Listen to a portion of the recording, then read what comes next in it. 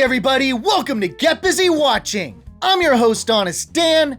Let's talk movies. Welcome to part 1 of my rapid fire for all the movies that I saw in July. Let's get started.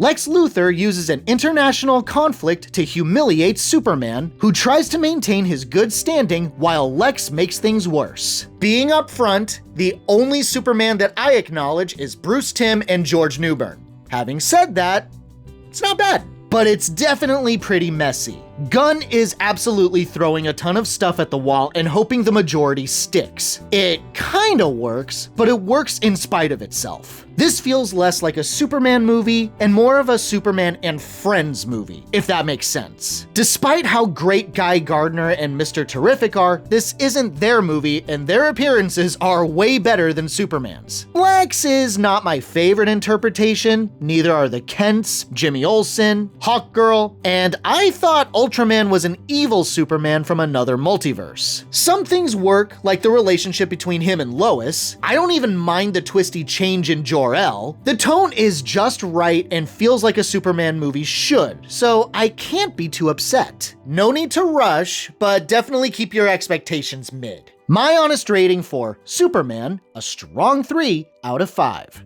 Hey buddy, eyes up here.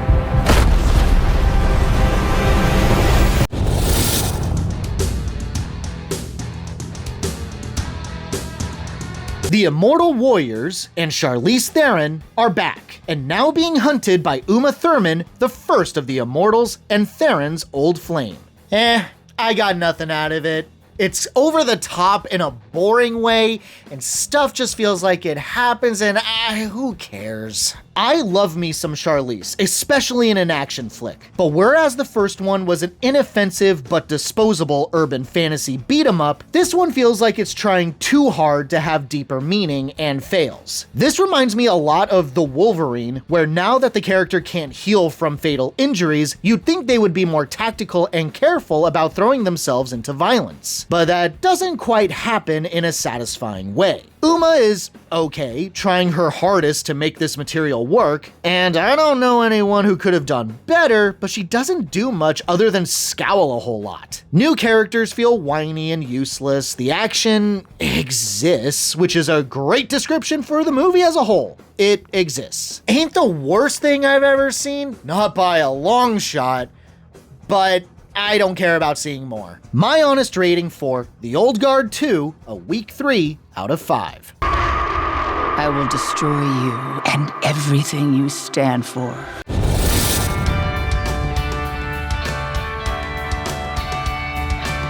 After the Fantastic Four fail to negotiate with the colossal planet-eating being Galactus, the heroes make preparations to save the Earth. Wow. Not bad.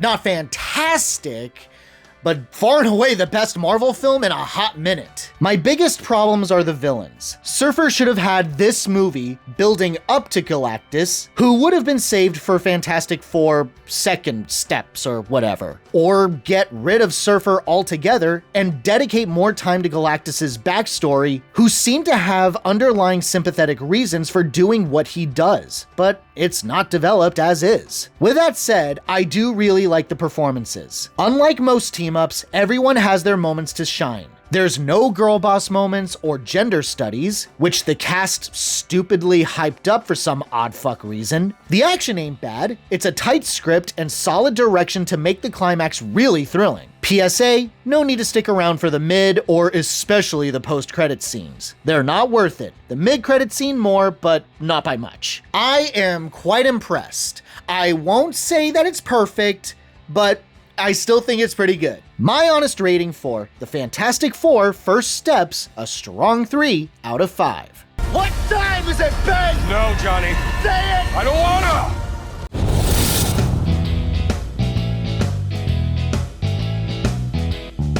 Determined to make enough money to send his daughter to dance school, Happy resumes his career in golf despite tragedy setting him back. July is on a roll for hyped up releases.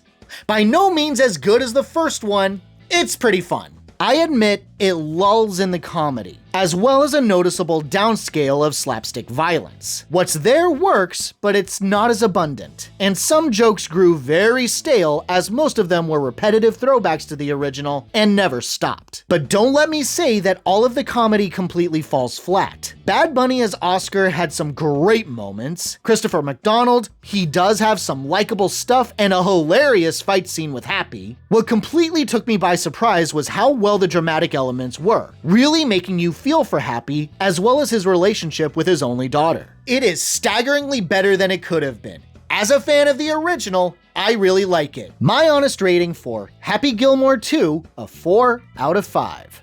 Happy Gilmore sucks? Oh, eat a bag of...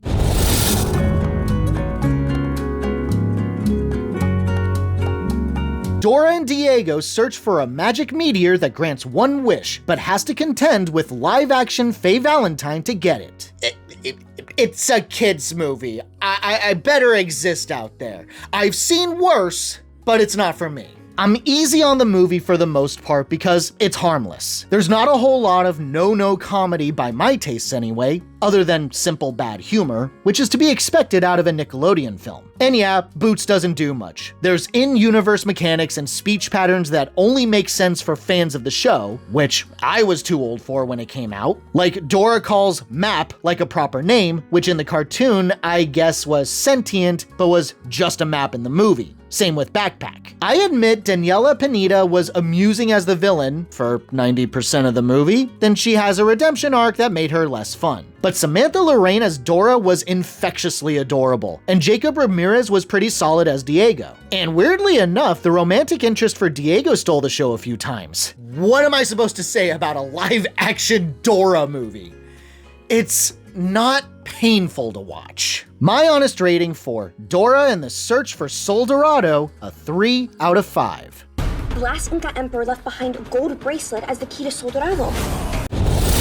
Thanks so much for watching, you guys. I really appreciate it. Stay tuned for my upcoming part 2. In the meantime, hit that like or dislike button. All engagement is welcomed. Subscribe to the channel for more reviews. And as always, have a great day, stay safe and healthy out there, and hope to see you soon.